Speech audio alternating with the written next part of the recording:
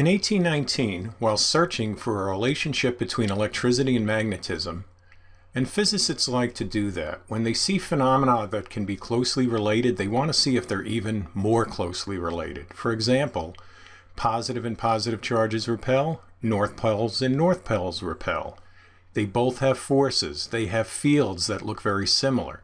So Hans Christian Ørsted, who actually knew Hans Christian Andersen, set up a current-carrying wire. Here's the wire up here. And he had a magnetized needle. And here's a drawing from 1876. And you can actually click here to see what a 19th century physics textbook looks like.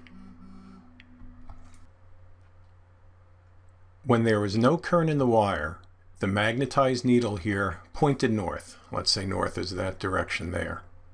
However, when current was put through the wire, the magnetized needle rotated on the pivot and pointed at a right angle to the electric wire.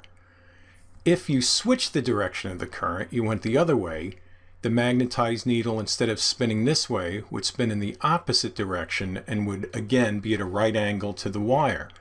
The story is that Ørsted was doing a demonstration in his classroom where he had a current-carrying wire and he turned the current on and off. And nearby, he had a compass for some reason. And people noticed that the compass needle would move when he turned the current on and off. If that's true, and that would be one heck of a class lecture. So you can see what's happening here. We're claiming that an electric current is producing a magnetic field.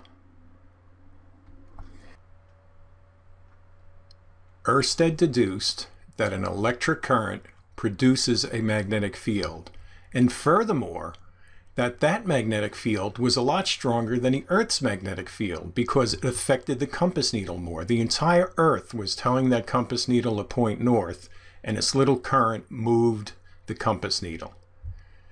And just as an aside, in addition to this first experimental evidence that electric and magnetic fields are related, he produced aluminum for the first time from a chemical reaction from aluminum chloride. And how does that relate? Well, in the 1960s, builders started using aluminum for household wiring because it was cheaper than copper.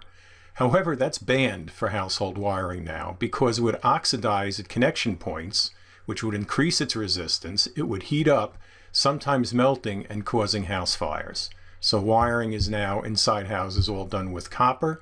And if there is aluminum wire, they have special connectors to hook it up to the copper so that doesn't happen.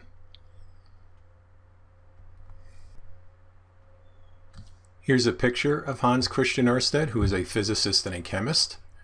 And here's a picture of how a current-carrying wire that generates a magnetic field, it will deflect a compass needle. Here you have no current, and all the compass needles are pointing to the north. You put a current, and look at this. All the compass needles point, they go around in a circle. So that seems to indicate that the magnetic field will circle the wire. Now in the previous pages we talked about how the magnetic field was perpendicular.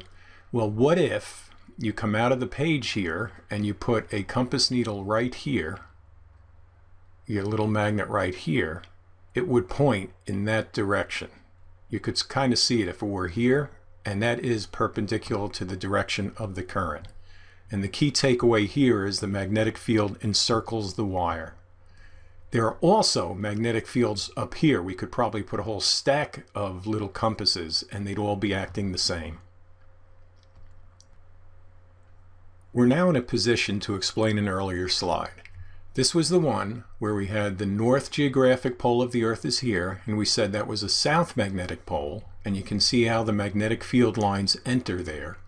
And we stated that the Earth's magnetic field is caused by the circulation of molten alloys in the Earth's outer core. So how does that relate to what Ørsted just did? Well, picture the molten alloys as having many free electrons that move together.